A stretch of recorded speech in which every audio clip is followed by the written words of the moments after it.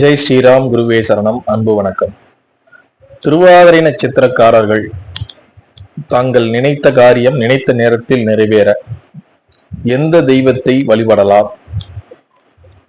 ஏதாவது ஒரு கோயிலுக்கு நான் தானம் செய்கின்றேன் அப்படின்னு சொல்லி வேண்டிக்கலாம்.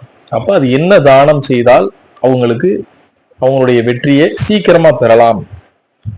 இது நட்சத்திர ரீதியாகவே என்ன தானத்தை நீங்கள் தெய்வத்துக்கு செய்யும் பட்சத்தில் உங்களுக்கு விரைவான வெற்றியை தரும் என்பதை தான் இன்னைக்கு நம்ம பார்க்க போறோம்.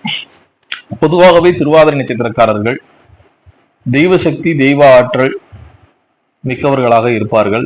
தெய்வ பக்தியும் அதீதமாக இருக்கும். அதே போல முரட்டு குணமும் இருக்கும் அப்படின்னு நம்ம சொல்லலாம்.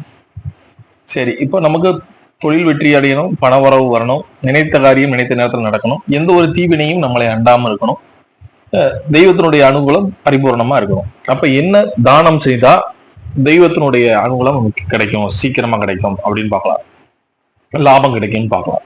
அப்ப பலாப்பழத்தை வாங்கி தெய்வத்துக்கு படைச்சு நெய்வேத்தியமாக படைத்து அதை தானம் செய்யலாம்.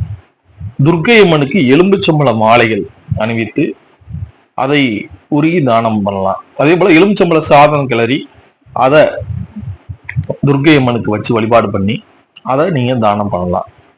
அதே போல அங்க பிரதட்சணம் சொல்லக்கூடிய அங்க பிரதட்சணம் அடிக்கடி நீங்க ஏதாவது ஒரு கோயிலுக்கு, அம்பாளுடைய கோயிலுக்கு வேண்டுதல் வைத்துக்கொண்டு அங்க பிரதட்சணம் செய்ய செய்ய செய்ய உங்களுடைய வாழ்க்கை மிகப்பெரிய வெற்றியை அடையும்.